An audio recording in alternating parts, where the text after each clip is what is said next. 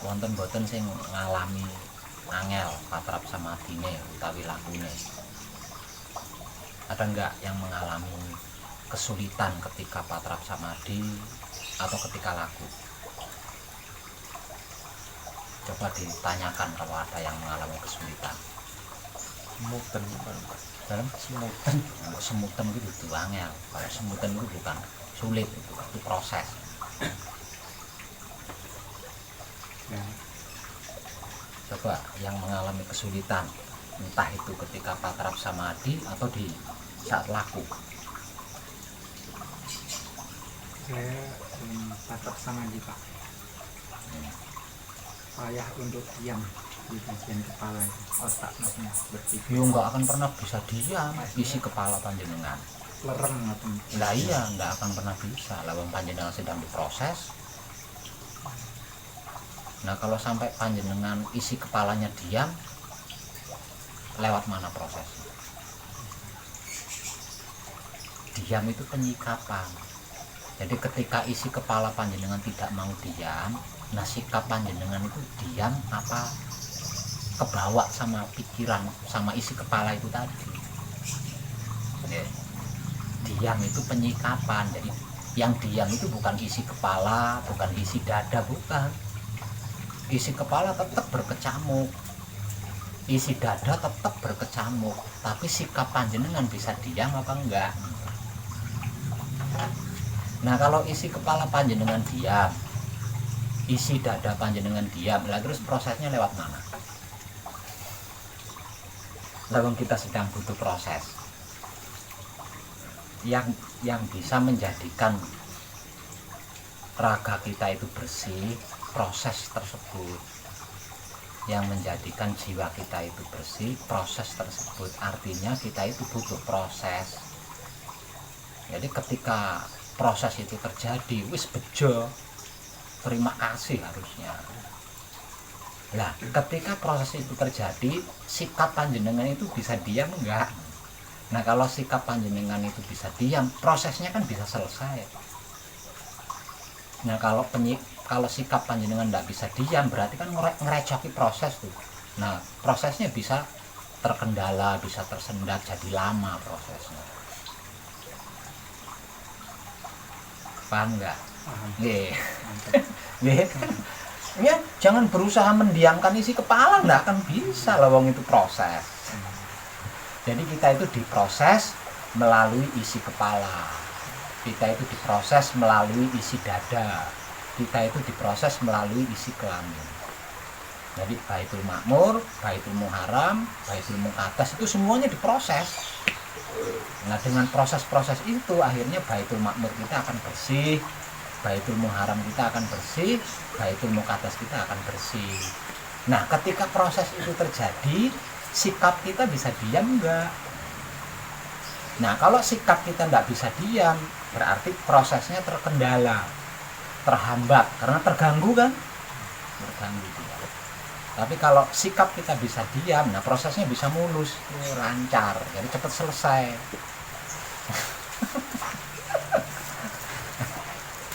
Oke.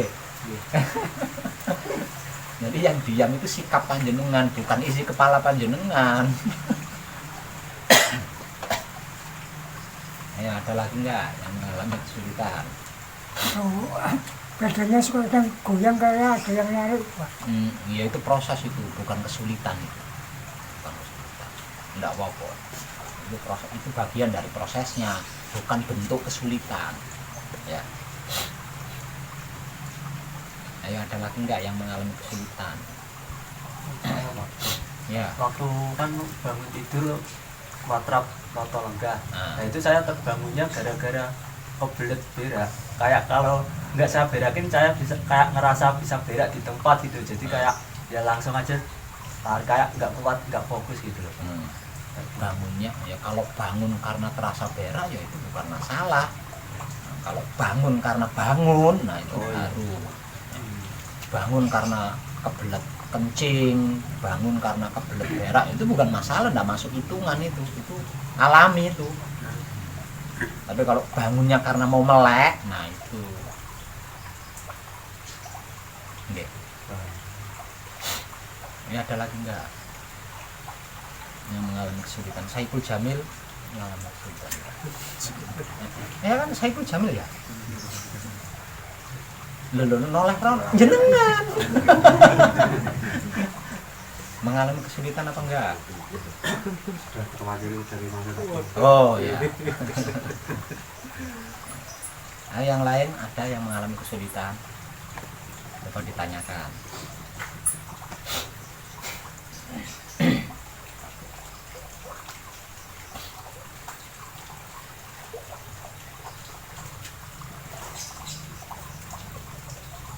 Nggak ada.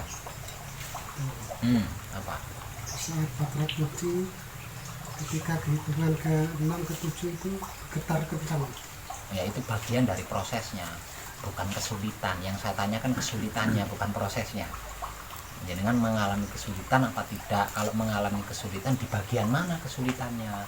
Lah jenengan tanyakan supaya panjenengan tidak terlalu capek, tidak ngoyo.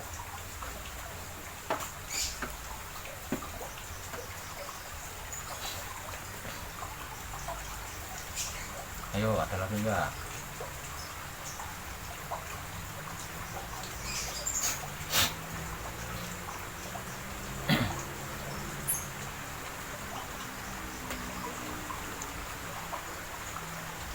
Ya, saya tanya lagi. Iya. Katanya pas patrap semedi yang bagus itu ketika hilang kesadaran atau ketiduran. Tapi biasanya saya itu ketiduran ketika terbawa pikiran. Kalau tidak terbawa pikiran saya nggak bisa tidur.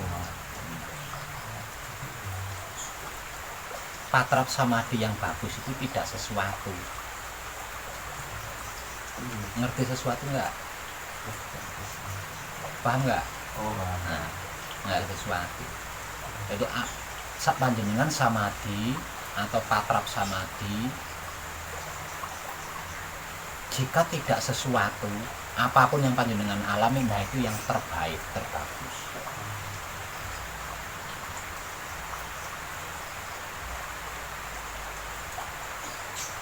Ya. Ada lagi? Nah, ketika laku bagaimana ketika laku? Ada kesulitan enggak? Ketika laku itu di luar patrap samadhi. Ketika beristirahat, ketika makan, ketika apa saja di luar patrap samadhi, itu namanya laku. Nah, ada yang mengalami kesulitan enggak?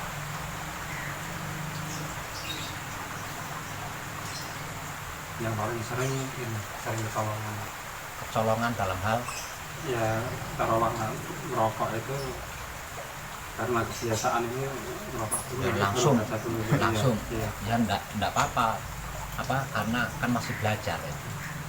Yang karena masih belajar. Nah, kalau sampai seperti itu ya, jadi jangan diselesaikan. Misalkan tinggal separuh, kok ingat ya separuh itu kita lakukan ya. Jadi kecolongannya itu jangan dibablas nyolong. Ya. Ya. Namanya juga masih belajar kan, belum terbiasa. Ada lagi? Gangguan ada Pak, yang kesulitan. Gangguan apa? Kalau di patrap samadhi itu nggak ada gangguan Pak, karena proses. Udah lama ini, Udah lama. sekitar 10 bulan sampai 1 tahun ini. Telinga ini mendesis kanan kiri keras. Gini, satu misal, sebelum laku murni menuju suci, saya itu punya kendala pikun, katakanlah gitu ya. Sebelum laku murni menuju suci, saya itu punya kendala pikun. Ketika saya masuk di dalam laku murni menuju suci, maka pikun saya itu akan menjadi bagian dari proses laku murni menuju suci saya. Gitu. Nah, kalau laku murni menuju suci saya berhasil, maka pikun saya akan sembuh.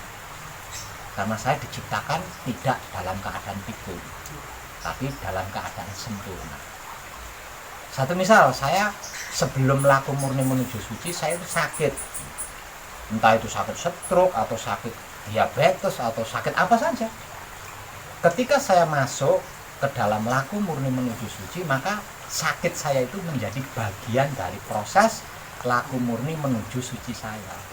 Lah, kalau laku murni menuju suci saya ini berhasil saya selesaikan, maka penyakit itu juga sembuh karena saya diciptakan bukan untuk sakit, bukan dengan sakit, tapi dengan kesempurnaan dan untuk kesempurnaan. Seperti itu jawabannya. Sama dengan hal-hal yang lain juga sama. Misal sebelum laku murni menuju suci, saya punya utang nih. Nah, mayoritas kan ini. Nah, sebelum laku murni menuju suci saya punya utang. Nah, setelah saya masuk ke dalam laku murni menuju suci, maka utang saya ini akan menjadi bagian dari proses laku murni menuju suci saya. Nah, kalau laku murni menuju suci saya ini baik dan berhasil saya selesaikan, hutang saya juga selesai. Karena saya diciptakan bukan dengan utang, tapi dengan kesempurnaan. Seperti itu. Begitu juga dengan masalah-masalah lainnya di masa lalu sebelum laku murni menuju suci. Makanya saya beri motivasi, ketika kita gembleng, tidak usah ngungkit-ngungkit masa lalu, maafkan masa lalu itu. Karena apa? Karena setelah kita masuk ke dalam laku murni menuju suci, apapun dan bagaimanapun masa lalu kita akan menjadi bagian dari proses laku murni menuju suci kita. Nah, kalau laku murni menuju suci kita ini selesai, maka selesai pula seluruh masa lalu kita. Tapi kalau kita ngungkit-ngungkit, mempermasalahkan masa lalu, ya akan jadi belang gitu. Akan menjadi belang. Nah, daripada jadi belang, daripada jadi luka, lebih baik kita maafkan masa lalu. Seburuk dan bagaimanapun masa lalu kita, karena masa lalu kita itulah kita bisa sampai di sini. Ya.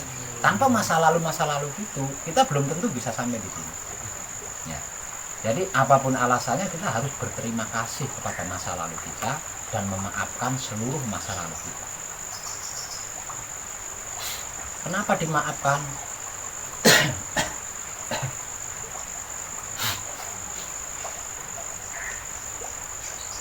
Karena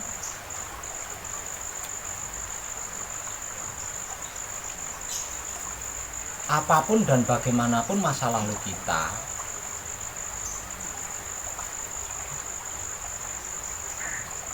itu adalah guru terbaik.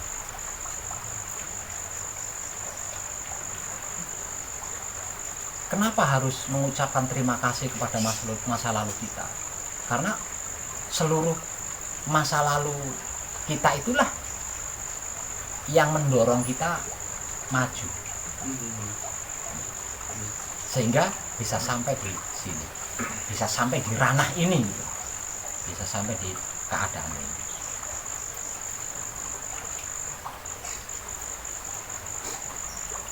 Ada lagi?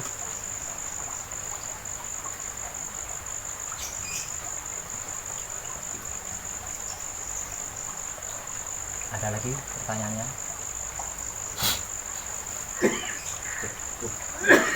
Nah, itu yang ekstra itu di luar patrap samadhi loh ya. Kalau ketika kita patrap samadhi, kita kan hanya berhadapan dengan Maha Suci. Nah, kalau di luar patrap samadhi kan kita berhadapan dengan seluruh makhluknya Maha Suci. Jadi lebih ekstra kalau di luar patrap samadhi. Ketika panjenengan beristirahat, ketika panjenengan santai, itu kan panjenengan sedang berhadapan dengan alam semesta seisinya. Nah, kalau panjenengan ketika melakukan patrap samadhi, panjenengan hanya berhadapan dengan satu saja, yaitu Maha Suci. Tapi kalau di luar patrap samadhi, panjenengan berhadapan dengan alam semesta seisinya. Artinya di sini lebih ekstra. Nah, di sini ada nggak yang mengalami kesulitan? Bohong kalau enggak ada. Ya. Ketika panjenengan menghadapi sandal, ketika panjenengan menghadapi asbak, wedang, rokok, korek, makanan, minuman, ketika panjenengan berhadapan dengan pakaian panjenengan, ketika panjenengan berhadapan dengan sabun, odol, sikat, air, ketika mandi, ayo. Dikiranya gampang itu. Pasti panjenengan mengalami kesulitan nih ya. Coba diingat-ingat di bagian mana kesulitannya. Tanyakan supaya panjenengan mulus.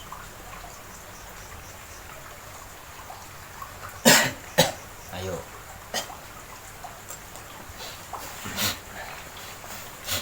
Bagaimana untuk menyikapi semua?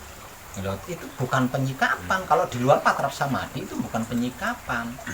Di luar patrap samadhi apapun yang terjadi kita saluri kesadaran rasa cinta kasih sayang, kita beri kesadaran rasa cinta kasih sayang, suka tidak suka, cocok tidak cocok, baik atau buruk. Nah, Berarti itu bukan proses lagi, Pak. kita praktek. Kalau laku itu kita praktek. Mempraktekkan apa? Mempraktekkan hasil patrap samadhi tadi loh ya. Jadi hasil kita ketika patrap samadhi itu kita praktekkan setelah patrap samadhi, di saat kita duduk santai berhadapan dengan apapun, mengalami apapun. Nah itu. Nah semuanya itu harus kita beri, harus kita saluri, harus kita lumuri dengan kesadaran rasa cinta kasih sayang. Nah agar bisa melakukan, kita tidak bisa atau tidak boleh lupa jati diri. Karena kalau kita lupa jati diri berarti kan tidak ada kesadaran rasa cinta kasih sayang. Bagaimana bisa? Apa yang disalurkan? Nah, kalau lupa diri.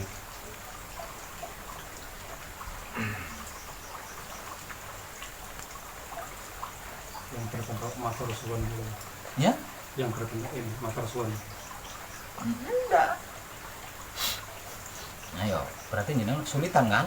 Kenapa tadi nggak nanya? Setelah saya kasih lengkap baru nanya.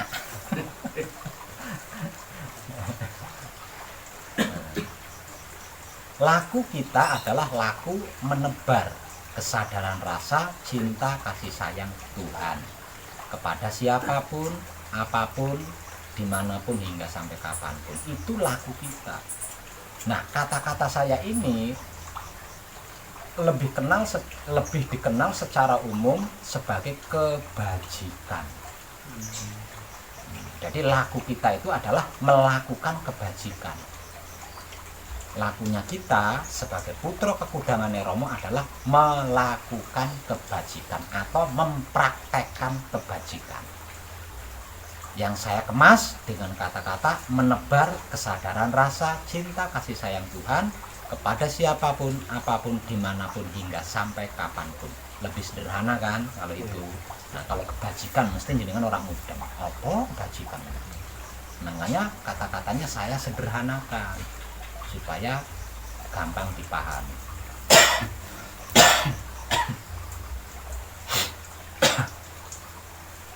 Nah kata-kata kepada siapapun berarti kan tanpa terkecuali itu. Ya enggak? Kepada siapapun berarti kan tanpa terkecuali. Tidak peduli orang yang panjenengan sukai, tidak peduli orang yang tidak panjenengan sukai, tidak peduli. Lawang siapapun kan istilahnya. Kepada apapun. Nah, berarti kan tanpa terkecuali juga tuh. Kepada apapun berarti kan tanpa terkecuali. Kepada sandal, asbak, rokok, wedang, nasi, sabun, odol, air, pakaian, apapun. Namanya juga apapun kan tanpa terkecuali. Masuk hewan juga, Pak. Ya iyalah, sabun aja masuk, masa hewan tidak masuk. Yang saya tanyakan di sini bagaimana dengan orang itu yang menyembelih setelah hewan itu kan disembelih. Nah, jangan berbicara itu. Jangan berbicara itu. Bicarakan sikon panjenengan yang sedang gembleng.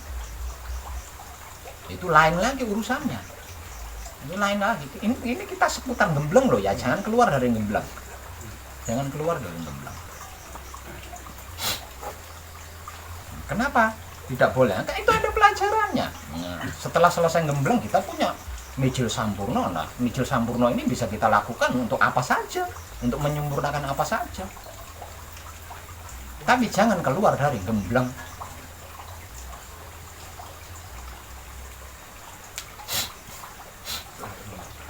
Ayo, ada lagi.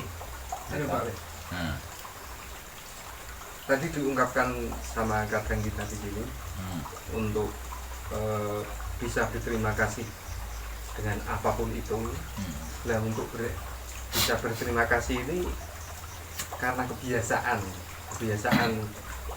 belum bisa merasakan apa yang ada di depannya, ataupun yang kita makan atau yang kita rasakan. Ini untuk mencapai ini titik bahasanya, titik klimaknya bisa berterima kasih matur suwun itu. Nah, itu gimana? Itu bukan karena belum bisa, tapi karena kesadarannya belum jadi. Itu karena kesadarannya belum jadi. Jangankan tentang rokok yang kita gepit dengan 2 jari, jangankan rokok yang kita gepit dengan 2 jari, lawang angin yang semeriwing aja ada rasanya kan. Jadi tidak mungkin gitu loh, rokok yang kita gepit ini tidak ada rasanya, itu tidak mungkin ya enggak? Nah, kalau sampai tidak tahu rasanya, berarti kan kesadarannya yang belum jadi. Nah, kesadaran ini yang perlu kita latih. Ucapan terima kasih ketika kita menemukan rasanya yang kita nikmati. Caranya menyalurkan kesadaran rasa cinta kasih sayang Tuhan bagaimana? Caranya memberikan kesadaran rasa cinta kasih sayang Tuhan bagaimana terhadap sesuatu, semisal contoh rokok. Cara menyalurkan kesadaran rasa cinta kasih sayang Romo atau Tuhan kepada rokok, ya kita nikmati rasanya rokok. Kita nikmati rasanya rokok dalam sikon ingat diri. Artinya tidak lupa bahan asal-usul raganya, tidak lupa bahan asal-usul jiwanya, tidak lupa bahan asal-usul hidupnya. Nah, ingatan kita, kesadaran kita tentang jati diri kita ini kita gunakan untuk menikmati rasanya rokok. Bukan rokoknya yang dinikmati, nikmati rokok selamat. Rasanya rokok ini loh yang kita nikmati dalam keadaan kesadaran, dalam keadaan sadar, yang arti maksudnya ingat jati diri itu tadi. Nah, dengan seperti itu berarti kita sudah menyalurkan kesadaran rasa cinta kasih sayang Tuhan kepada rokok. Nah, karena rasanya rokok ini kita nikmati dengan kesadaran, kan dapat tuh. Oh, nggak dinikmati aja ono rasane, apalagi sengaja dinikmati, artinya kan rasanya lebih jelas. Nah, ketika berhasil menikmati rasanya rokok, lalu ucapkan terima kasih. Nah, ketika menyalurkan kesadaran rasa cinta kasih sayang Tuhan kepada kopi, sama. Setelah berhasil menikmati rasanya kopi, ucapkan terima kasih. Ketika menyalurkan kesadaran rasa cinta kasih sayang Tuhan kepada sandal, sama. Setelah berhasil menikmati rasanya pakai sandal, ucapkan terima kasih. Nah, ini kan ekstra banget di sini. Kenapa? Karena kita berhadapan dengan alam semesta seisinya. Ketika kita laku, berbeda dengan ketika kita patrap samadhi. Kalau ketika kita patrap samadhi, yang kita hadapi hanya satu, yaitu Maha Suci. Tapi di luar patrap samadhi, ketika kita laku, yang kita hadapi adalah alam semesta seisinya. Jadi lebih ekstra di situ. Makanya banyak yang gagal itu. Kalau patrap samadhinya siapapun bisa melakukan, gampang, kecil lah, cuma diam. Tapi di luar patrap samadhi, ketika kita laku, apapun kelakuan yang kita lakukan ini harus berhasil kita sadari. Artinya kan lebih sulit dari diam. Lebih sulit dari diam kan. Kalau patrap samadhi, penentunya cuma diam, gampang. Nah, di luar patrap samadhi, kita berhadapan dengan alam semesta seisinya. Dan semuanya itu harus berhasil kita sadari. Nah, kalau ada sampai ada yang tidak berhasil kita sadari, terlewatkan katakanlah, berarti ilmu itu terlewatkan. Nah, hingga kita nggak ngerti, nggak paham, nggak tahu. Sesuatu yang terlewatkan itulah ilmu yang terlewatkan. Tapi hebatnya Tuhan luar biasa. Yang terlewatkan ini tadi nantinya itu akan dihadapkan lagi untuk dilewati lagi. Itu hebatnya Tuhan. Jadi setelah terlewatkan terus jadi percuma itu enggak. Entah kapan waktunya akan dilewati lagi yang terlewat itu. Itu hebatnya Tuhan.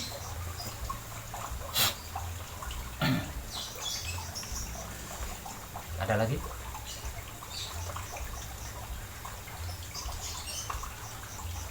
Tentang laku di luar patrap tadi bisa dipahami?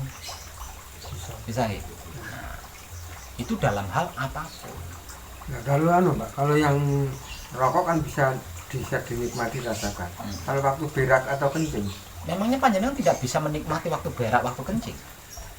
Sebelum berak, sebelum kencing, kan orang nyaman mondal. Setelah dikencingkan, setelah diberakkan, ya bokongku nganu ngelem ini loh. Kan jadi peluang, kenapa? Matur suwun, tai. Ya margo tai ini metu blong. Jadi jangan dikira tai itu enggak punya hak untuk menerima ucapan terima kasih dari kita. Ya jelek orang metu, mlebu rumah sakit, Bro.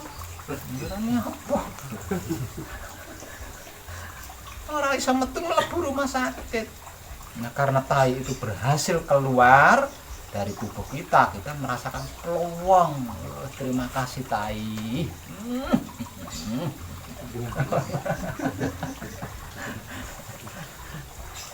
Jadi jangan dikira tai itu tidak punya hak untuk menerima ucapan terima kasih dari kita. Nggih. Saurunge metu piye Pak? Saurunge metu kan krasa pendesal. Nikmati rasanya. Brol. Mantap.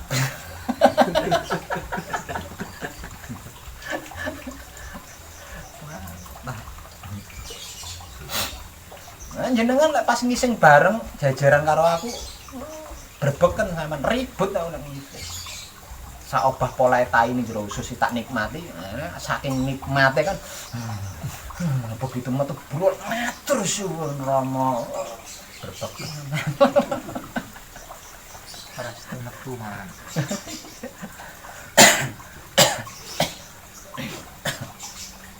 Ada lagi.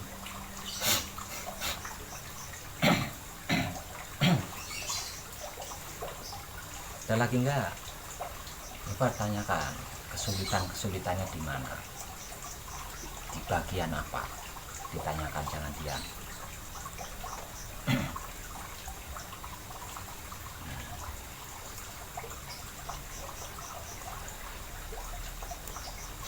Nah, motivasi dari saya berusahalah untuk meningkatkan kesadaran, ya, berusahalah untuk meningkatkan kesadaran. Nah, caranya meningkatkan kesadaran bagaimana? Caranya meningkatkan kesadaran ketika diberi motivasi, ingat-ingat, jangan lupa. Itu cara atau teknik untuk meningkatkan kesadaran. Misal contoh, ketika panjenengan melakukan patrap samadhi. Untuk pertama kali melakukan patrap samadhi, kan dibimbing tuh, ya. Cara-caranya supaya tepat, bacaan-bacaannya supaya tepat, kalau mengalami apa-apa supaya tepat bagaimana, kan diberitahu, dibimbing, didampingi itu. Nah, itu ingat-ingat. Jadi nanti patrap keduanya, oh caranya patrap samadhi seperti itu. Gunakan. Jadi jangan setiap patrap mintanya ditungguin. Berarti tidak ada upaya untuk meningkatkan kesadaran. Jadi harusnya ditemani, dibimbing, diberitahu, diawasi itu sekali aja. Nanti kedua, ketiga, keempat, kelima kalinya itu udah kepegang gitu loh. Ya, ilmunya patrap samadhi itu udah kepegang. Caranya patrap samadhi mijil sowan ternyata seperti itu. Gunakan terus. Nah, nanti ketika patrap samadhi mijil sampurno, untuk pertama kalinya kan diberitahu tuh, didampingi, dibimbing, ya kan, diawasi. Nah, selesai melakukan patrap samadhi mijil sampurno, pegang ilmu itu, pegang. kepegang, itu ilmu mahal bro. Tidak semua putra Rama itu tahu teknik-teknik patrap samadhi. Enggak semua putra Rama itu tahu teknik-tekniknya, cara-caranya, langkah-langkahnya. Kalau mengalami itu ini harus bagaimana penyikapnya. Enggak semua orang tahu. Itu ilmu mahal. Jadi kalau didampingi, dibimbing, diberitahu, dipernah ke, ingat itu ilmu buat panjenengan. Jadi nanti patrap kedua, ketiga kalian jenengan sudah nggak didampingi lagi. Karena apa? Karena ilmunya udah kepegang. Caranya patrap sama dimijil sowan seperti itu. Caranya patrap sama dimijil samburu seperti itu.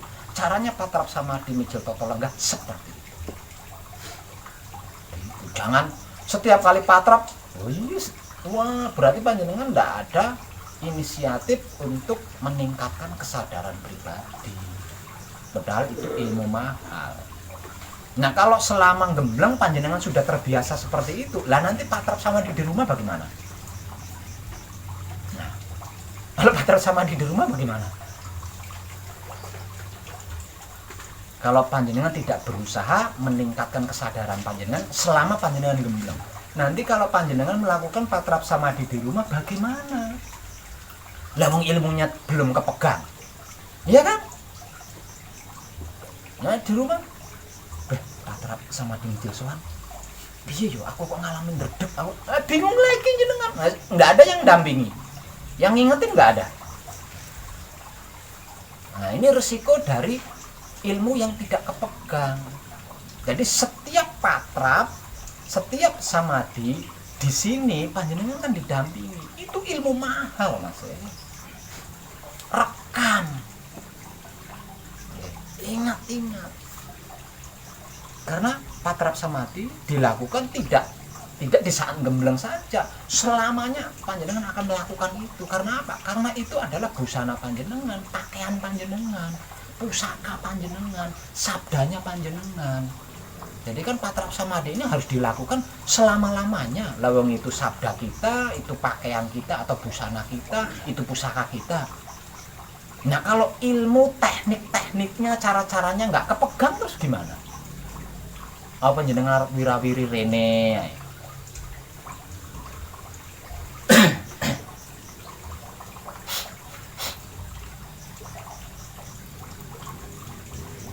Tata cara atau teknik-teknik yang diajarkan ketika panjenengan melakukan patrap samadhi, itulah ilmu nyata, itulah ilmu mahal, ilmu langka.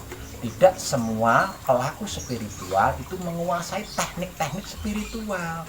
Tidak semua pelaku spiritual itu menguasai cara-caranya berspiritual. Tidak semua. Ngerti ini bisa berspiritual gitu loh. Nah usahakan panjenengan mampu merekam itu ya. Jadi nanti ketika di rumah melakukan patrap samadhi, ilmunya patrap samadhi ini udah kepegang.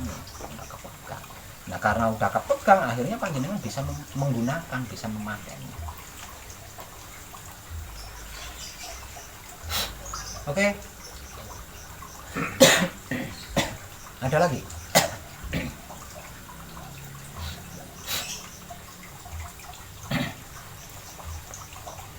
Ada pertanyaan lagi? Di dalam Manura Jati ini ada terasa di tengah-tengah ini ada yang kayak menancap atau mengganjal sehabis ditutup gitu kan. Ya berarti harus melakukan palungguh panutup berulang-ulang kali sampai rasa yang mengganjal itu hilang, tersempurnakan.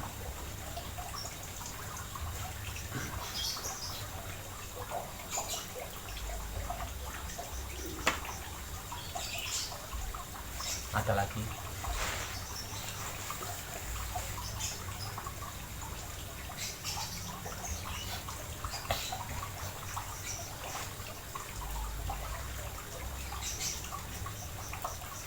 Ada lagi enggak? Ada Pak Wet. Ya. Misalnya sabda Paweling Nah, itu penghayatannya misalnya satu siji loro telu niku bermaksud atau ocek-ocek ini pripun anu penghayatan. bacaan-bacaan di dalam Wahyu Pancagaib itu adalah bahasa roh, bukan bahasa suku, bukan bahasa bangsa, bukan bahasa negara, apalagi bahasa politik, tapi bahasa ruh. Betapapun saya memberikan penjelasan tentang pemaknaannya, kalau panjenengan belum manunggal secara hakiki dengan roh, panjenengan tidak akan mudeng. Tapi nanti kalau panjenengan sudah manunggal secara hakiki dengan roh panjenengan tahu karpe apa, artinya apa, maksudnya apa. Cara penghayatannya nikmati rasanya, jangan yang lain, jangan bacaannya, jangan patrapnya, jangan lain-lainnya. Rasanya ketika panjenengan patrap paweling, rasanya ketika panjenengan membaca bacaan paweling, itu loh yang dinikmati dengan kesadaran rasa cinta kasih sayang Tuhan. Ada yang lain? Ada pertanyaan lain?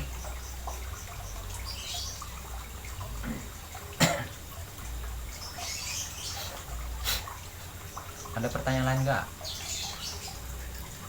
Tentang kesulitan-kesulitan yang kemungkinan panjenengan alami ketika sedang patrap samadhi atau di luar patrap samadhi, yaitu di saat sedang laku. Monggo, kalau ada yang mengalami kesulitannya di bagian mana, panjenengan tanyakan. Saya beri solusinya agar panjenengan tidak mengalami kesulitan lagi. Iya. Itu waktu patrap semedi itu diam itu kan patrap semedi bukan semedi. Patrap semedi ya ngorok. Patrap semedi itu kan ada yang setelah itu diam. Nah waktu diam itu ada rasa itu kayak kesemutan, rasa sakit itu kadang datang, kadang hilang gitu. Kadang datang lagi gitu kan. Jadi rasa itu adalah prosesnya. Ya. Lah, diam itu penyikapannya. Jadi apapun yang panjenengan alami itu proses. Apapun yang panjenengan alami kan ada rasanya. Lah, penyikapannya diam.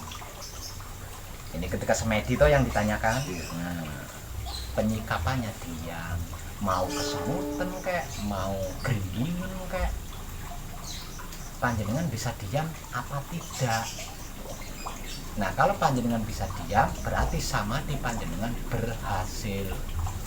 Tapi kalau panjenengan tidak bisa diam, seperti terpengaruh, nebak-nebak, nyangka-nyangka, ngira-ngira, mikirin, berarti samadhi panjenengan gagal.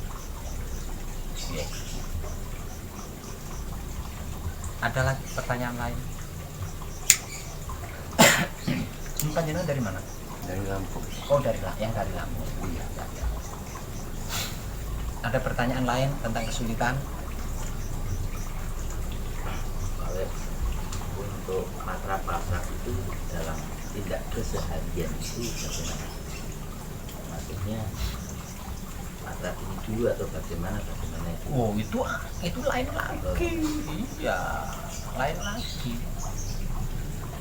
Jadi tanyakan tentang gembleng saja, jangan sesudah gembleng. Kalau sesudah gembleng nanti motivasinya beda lagi, karena sudah selesai kan.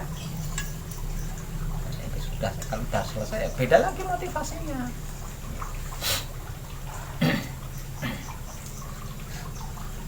Ayo, ada lagi enggak?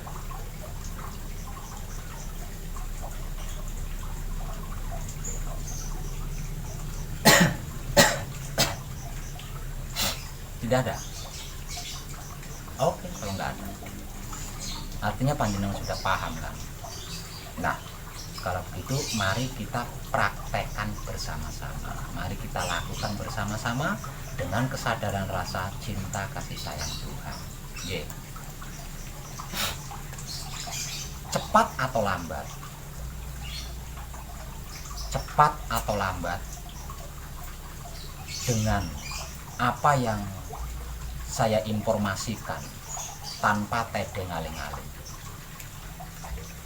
menggunakan berbagai macam sudut pandang dan beraneka ragam ilmu pengertian, ilmu pemahaman, dan ilmu pengetahuan terkait tentang apa dan bagaimana itu wahyu pancagaib, dan sifat-sikapnya wahyu pancagaib itu sendiri yaitu wahyu pancalagu atau iman. Tidak menutup kemungkinan pada akhirnya seluruh rumah sakit, termasuk rumah sakit jiwa, tidak akan berfungsi lagi, dikarenakan nggak ada pasiennya. Sebab setiap orang bisa menyembuhkan penyakitnya sendiri karena mengenal hidupnya atau mengenal guru sejatinya. Hanya hidup dari manusia itu sendiri yang mengenal jiwa raganya lebih baik. Jadi yang lebih mengenal jiwa raganya manusia adalah hidupnya manusia itu sendiri. Jadi kalau sampai terjadi apa-apa terhadap jiwa raganya manusia, sudah pasti hidupnya manusia itu tidak akan tinggal diam. Kalau berupa penyakit pasti akan disembuhkan oleh hidupnya.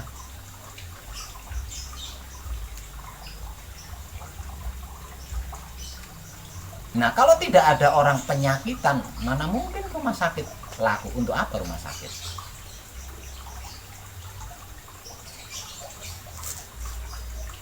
Saya gambarkan, jika raga kita itu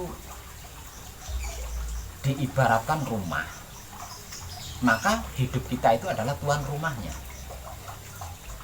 Yang namanya tuan rumah sudah pasti akan merawat rumahnya, kan? Apapun yang terjadi tentang rumahnya pasti diawasi. Seluruh rumahnya, seluruh seluk-beluk rumahnya pasti diawasi. Artinya jika sampai terjadi sesuatu terhadap rumah itu, pasti hidup tahu. Nah, karena dia tahu, dia tidak akan mungkin tinggal diam. Pasti akan diperbaiki.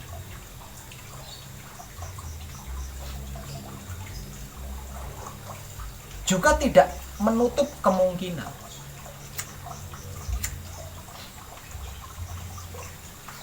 pada akhirnya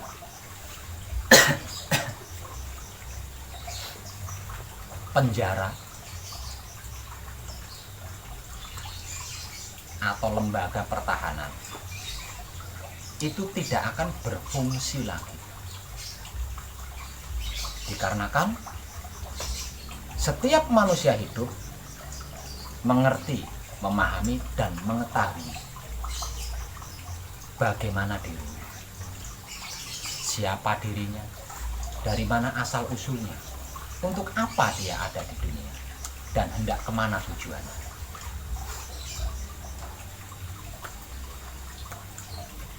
Dan tidak menutup kemungkinan pada akhirnya kemiskinan, penderitaan, kesedihan, kekecewaan, kecelakaan,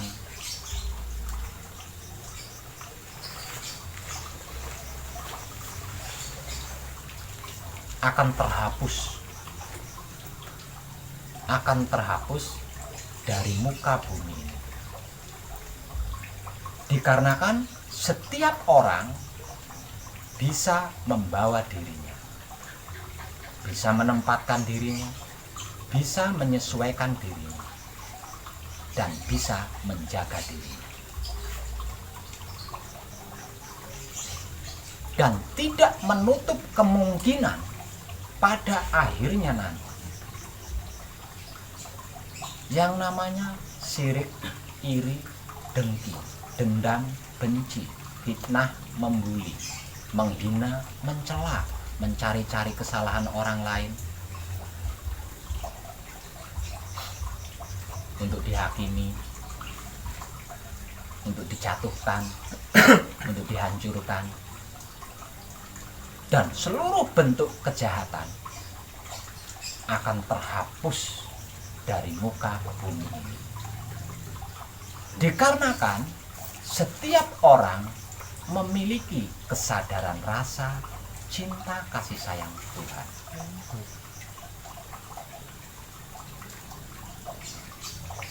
Dan tidak menutup kemungkinan pada akhirnya nanti bumi atau tanah tidak menjadi kuburan lagi, dan kuburan yang sudah terlanjur ada akan terhapus, dikarenakan setiap orang bisa manunggal dengan Tuhannya yang maha langgeng, abadi, lagi sempurna. Panjenengan adalah bagian dari putra kekudangan Romo yang sedang menghapus apa yang sudah saya katakan itu, bermula dari diri panjenengan masing-masing.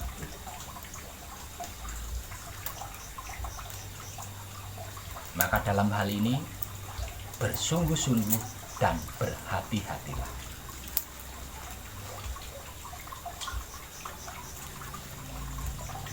Kenapa harus bersungguh-sungguh? Karena kita sedang laku. Kenapa harus berhati-hati? Nah, ini dia.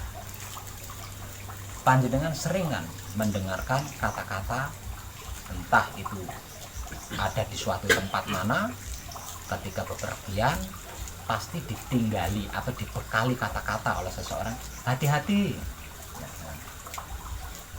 Yeah.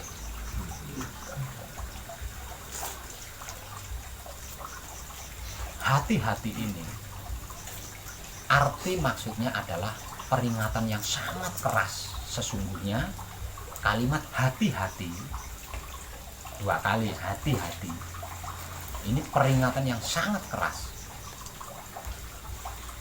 Sebab apapun itu ditentukan oleh hati. Baik buruknya otak atau pikiran kita atau baitul makmur kita, baik buruknya kelamin kita atau syahwat kita atau baitul muqaddas kita, itu ditentukan oleh hati kita atau baitul muharam kita. Penentunya ada di situ, timbangannya ada di situ. Sebab itu dibutuhkan kesadaran rasa cinta kasih sayang Tuhan, itu dibutuhkan, benar-benar perlu. Karena apa? Karena dia timbangannya, penyeimbangannya, bahkan penentunya. Hati kita atau batin kita atau baitul muharam kita adalah timbangan yang menentukan baik buruknya otak atau pikiran kita atau baitul makmur kita, penentu baik buruknya kelamin atau syahwat kita atau baitul muqaddas kita.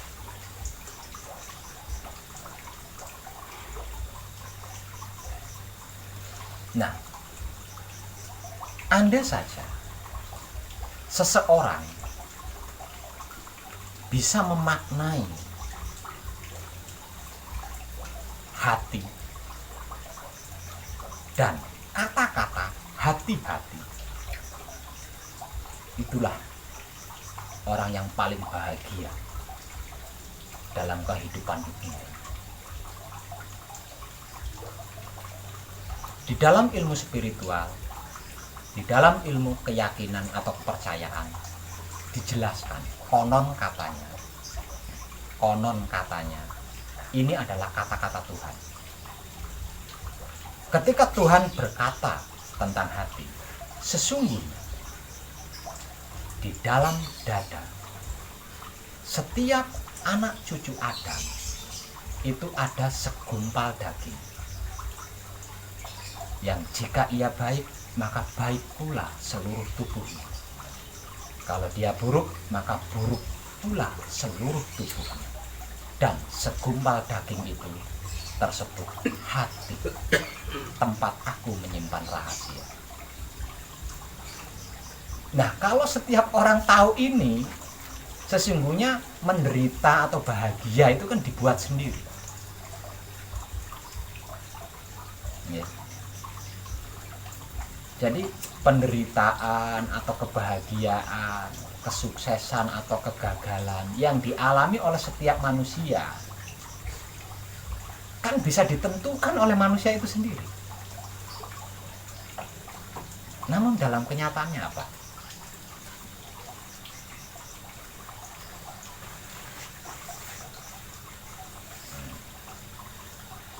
Jadi dari kalimat ini kita bisa menyimpulkan bahwa sesungguhnya kehidupan itu adalah hati. Ya. Kehidupan di dunia ini adalah tentang hati. Kehidupan di dunia ini adalah soal hati. Kehidupan di dunia ini bergantung dari hati, bergantung kepada hati panjenengan sendiri. Jika hati panjenengan baik, maka seluruhnya akan menjadi baik. Jika hati panjenengan buruk, maka seluruhnya akan menjadi buruk. Sebab karena itu ada motivasi yang mengatakan, jagalah hatimu. Saya rasa ini sangat viral kata-kata ini. Ya, entah itu di dunia nyata atau di dunia internet. Sangat viral kata-kata ini. Jagalah hati.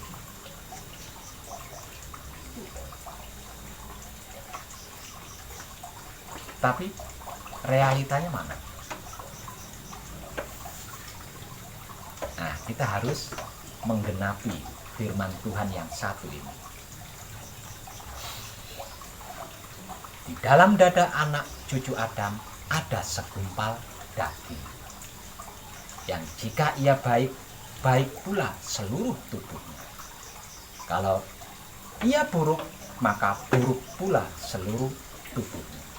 Dan segumpal daging itu aku sebut hati, tempat aku menyimpan rahasia, dan rahasiamu adalah rahasiaku.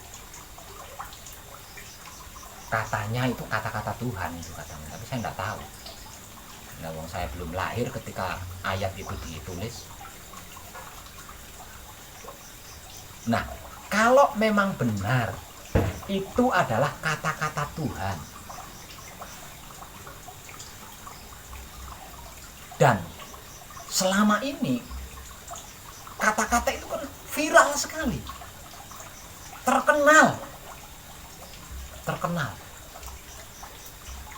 Bahkan anak-anak kemarin sore juga ada yang update status seperti itu, jagalah hati, karena hati adalah lentera hidup ini. Banyak yang, tapi realita kenyataannya mana ini? Prakteknya mana ini prakteknya? Apakah kita menjaga hati? Maka hati adalah penentu. Ya. Jika hati kita buruk, maka buruklah seluruh kehidupan kita, seluruh jiwa raga kita. Kalau hati kita baik, maka baiklah seluruh kehidupan kita, baiklah seluruh jiwa raga kita. Aslinya kan sepele kalau hanya mencari baik atau buruk kan, gampang banget kan. Kalau kita hidup di dunia ini hanya untuk mencari baik dan buruk, aslinya kan gampang banget, lawang jelas.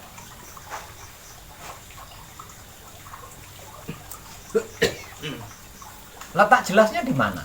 Di dalam dada anak cucu Adam ada segumpal daging, yang jika ia baik, baik pula seluruh tubuhnya.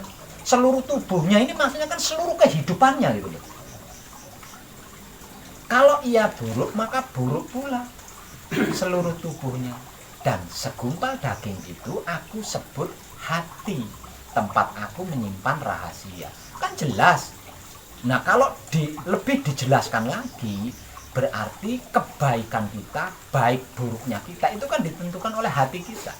Kalau hati kita baik, maka semuanya akan menjadi baik.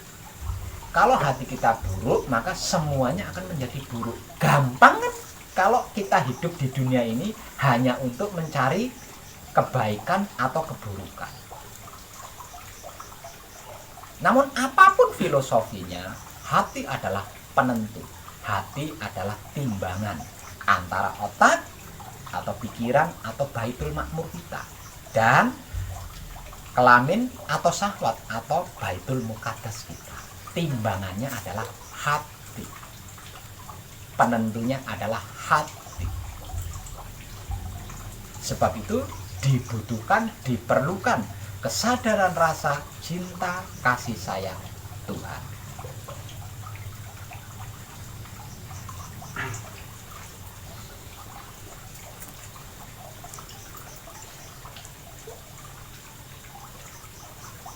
Kesimpulannya, kalau kita ingin mulus, ingin baik, ingin indah, ingin bahagia, ingin sukses, ingin lancar, ingin tidak mendapat masalah-masalah, ingin tidak mendapat rintangan, godaan, gampang.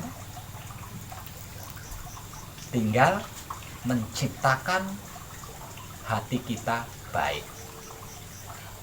Kalau kita ingin celaka, ingin bermasalah dan lain sebagainya, gampang juga.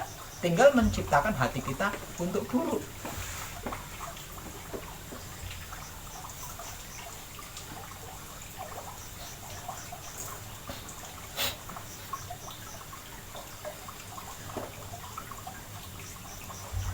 Makanya saya beri motivasi, bersungguh-sungguh dan berhati-hatilah. Karena hanya dengan bersungguh-sungguh hati kita akan menjadi timbangan yang maksimal, akan menjadi penentu maksimal.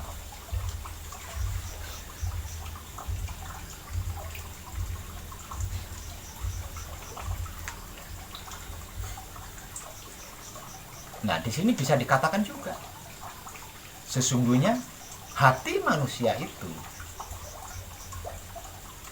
saingannya Tuhan. Bagian gelapnya Tuhan atau sisi gelapnya Tuhan itu adalah hati manusia itu.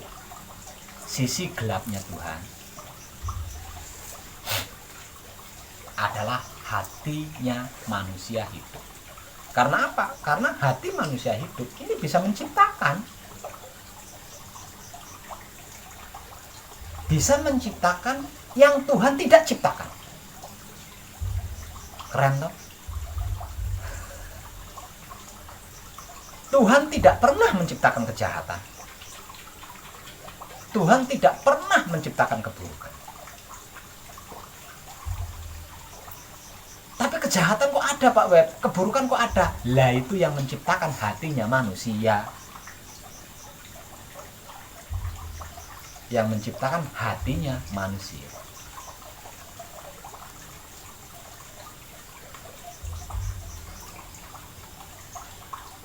Tuhan tidak pernah menciptakan kemiskinan, penderitaan, enggak pernah. Penyakit, enggak pernah. Allah enggak samplok.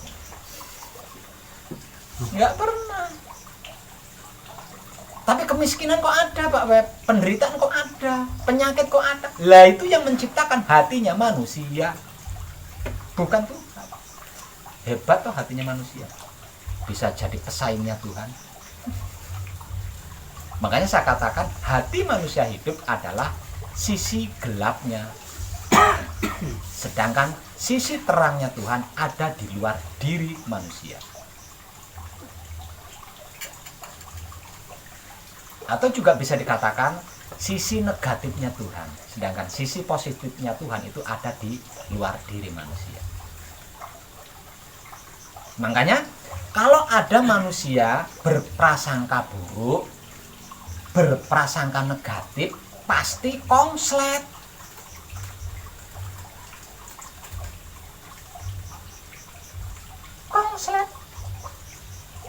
Bagaimana tidak konslet? Lalu negatif ketemu negatif. Negatif ketemu negatif. Negatif itu kan ada di dalam diri manusia. Sedangkan positifnya ada di luar diri manusia. Artinya ketika manusia itu negatif, konslet. Apapun alasannya, negatif tentang apapun loh itu ya. Negatif tentang apapun, pasti resikonya menjadi konslet di dalam diri. Karena apa? Karena di dalam diri manusia itulah tempatnya negatif. Positifnya ada di luar. Nah, supaya tidak konslet, ya harus positif. Lah, dengan positif yang kita ciptakan, maka positif yang ada di luar bisa masuk.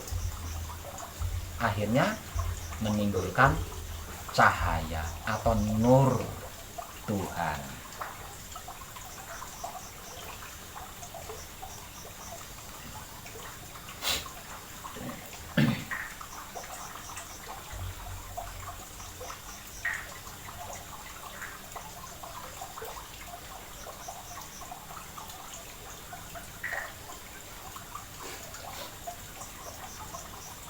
Maka berhati-hati. Lalu sederhana loh, sederhana banget, gampang banget, bahkan bisa dikatakan sepele banget. Bersih dari apa saja nih Pak Web? Pertanyaan kan seperti itu. Pertanyaannya sebenarnya bersih dari apa toh Pak Web? Hati kita itu tidak bisa dikotori dengan lumpur. Lawang di dalam diri. Yang paling raga kita kalau diciprati lumpur, yang kotor itu raga kita, bukan hati kita.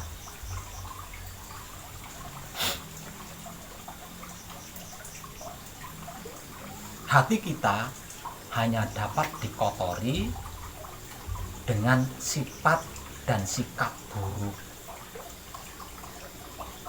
Jadi sikap apapun, sifat apapun yang buruk itu loh kotoran hati yang bisa mengotori hati. Nah, ketika keburukan-keburukan atau kejelekan-kejelekan atau kejahatan-kejahatan ini menjadi isi hati, berarti hati kita sudah buruk. Nah, karena hati kita sudah buruk, maka hati kita tidak berfungsi dengan normal, tidak bisa berfungsi dengan maksimal. Jadi tidak bisa mengimbangkan antara isi kepala dengan isi kelamin, tidak bisa mengimbangkan. Nah, ketika tidak ada timbangannya, ini udah susah, udah susah.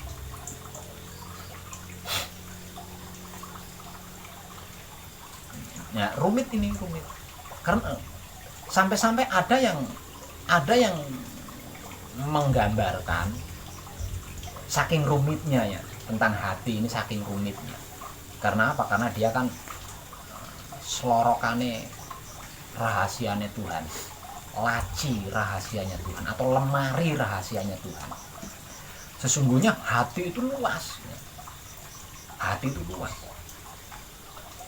lebih luas dari lemari model apapun, sebesar apapun.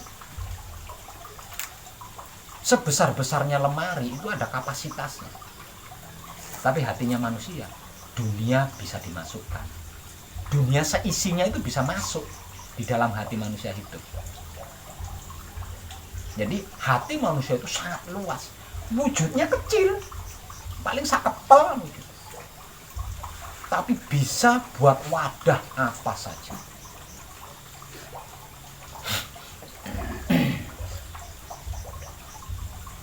Namun rumit.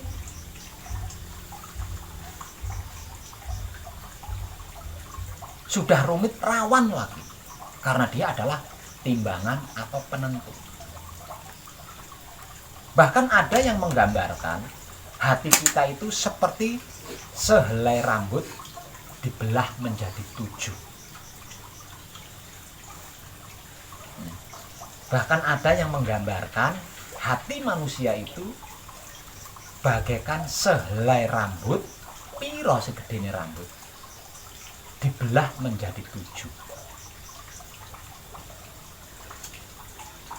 dan sang pemiliknya harus melewati jembatan itu. Jadi jembatan antara ini dengan ini kita itu adalah hati kita.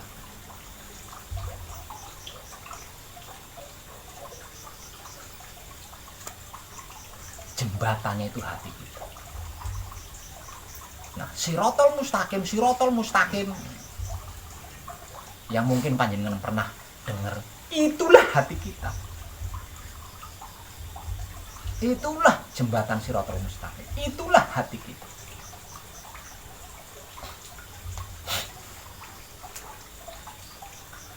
Lah, tentang apa yang sedang kita kaji bersama, tentang apa yang sedang kita praktekkan bersama, tidak ada istilah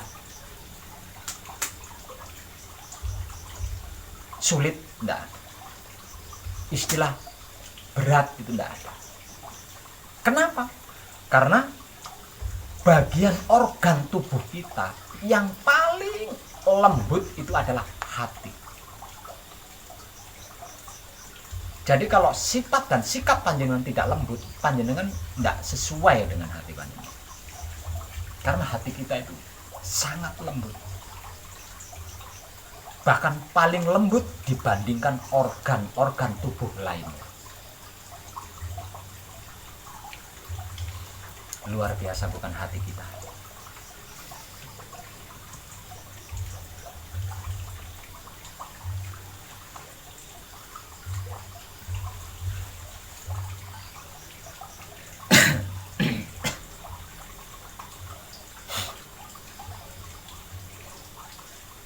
Penentu dunia akhirat adalah hati. Jembatan antara dunia akhirat juga hati. Penentu antara awam dan spiritual juga hati. Jembatan antara awam dan spiritual juga hati. Penentu dan jembatan bahagia atau menderita, baik atau buruk juga hati. Maka berhati-hatilah dengan hati kita.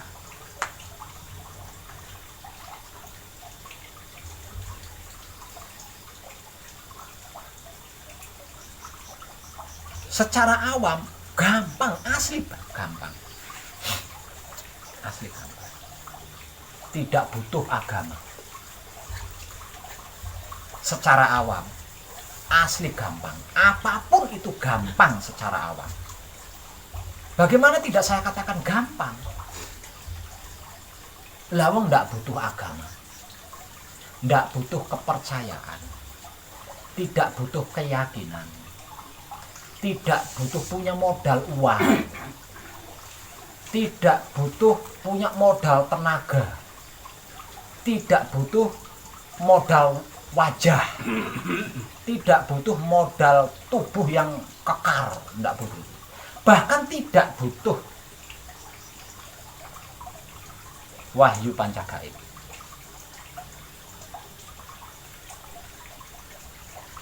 Gampang kan? Lawang tinggal hatinya baik, baik pula semuanya. Gampang kan? Secara awam itu aslinya gampang. Secara awam aslinya itu sangat gampang. Lawang semuanya ditentukan oleh hati kok. Mau apa saja, mau bagaimana saja bergantung hatimu. Jika hatimu baik, baiklah seluruhnya. Kalau hatimu buruk, buruklah seluruhnya. Nah ini kalau disimpulkan secara awam berarti kan gampang banget. Nggak butuh semuanya tuh, nggak butuh agama, kepercayaan, bla bla bla itu nggak dibutuhkan kan? Hasilnya gampang. Tapi ya bener katakannya Tuhan, bener. Sesungguhnya aku tidak pernah mempersulit hambaku, tapi hambaku sendiri yang mempersulit dirinya. Bener banget firmanmu.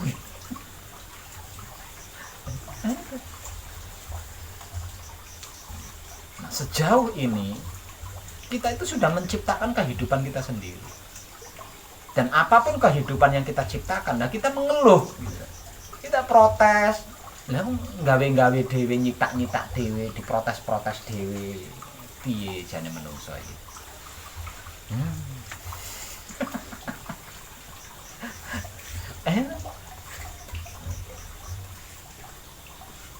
Jadi kesimpulannya lagi, kesimpulan konyolnya ini ada kesimpulan konyolnya itu ada. Nah kalau sudah seperti itu berarti kesimpulannya yang kebulet utang itu kan ciptaan hatinya sendiri.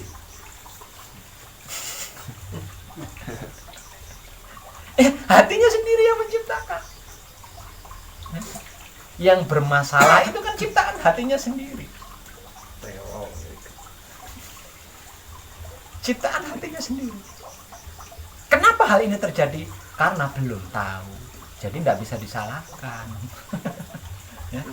Kenapa hal ini terjadi? Karena belum tahu. Jadi tidak bisa disalahkan. Nah, sekarang sudah tahu. Hati-hati dengan hati panjenengan. Karena dia adalah penentu patrap samadhi panjenengan dan laku panjenengan.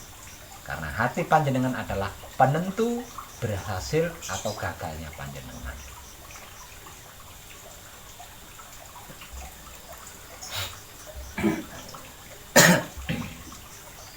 Lah, kesadaran rasa cinta kasih sayang Tuhan itu adanya di hati. Nggih. Dia berdomisili di hati. Menyebarnya kesadaran rasa cinta kasih sayang Tuhan itu karena dipompa oleh jantung kita. Dikumpo karo jantung, akhirnya kesadaran rasa cinta kasih sayang Tuhan ini bisa menyebar ke seluruh tubuh. Nah, kalau hati ini buruk, setelah dipompa oleh jantung, berarti keburukan ini jadi menyebar ke seluruh tubuh. Nah, kalau hati ini baik, setelah dipompa oleh jantung, maka kebaikan ini akan menjadi menyeluruh ke seluruh tubuh.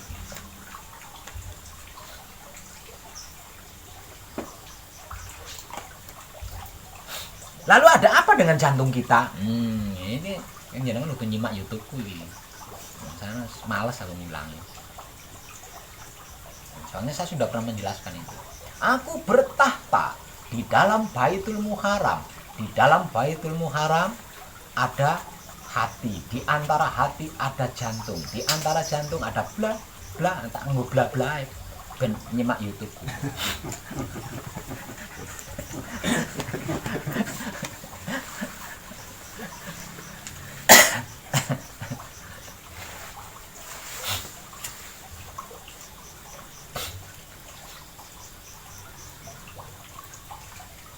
Jadi pada intinya di dalam hati kita ada rahasia Tuhan, yaitu kesadaran rasa cinta kasih sayang. Sedangkan di dalam jantung kita ada ruh Tuhan. Intinya di situ.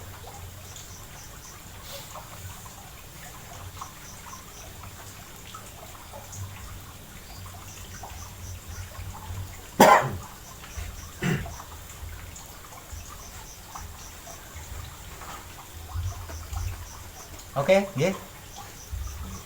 Kadangan kita malam ini cukup dan kita sambung kali lain, ya.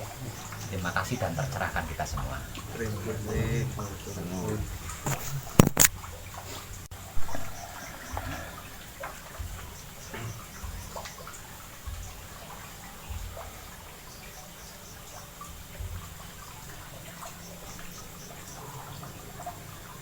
Halo Pak Komari.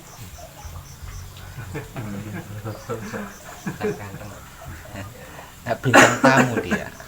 Bintang tamu.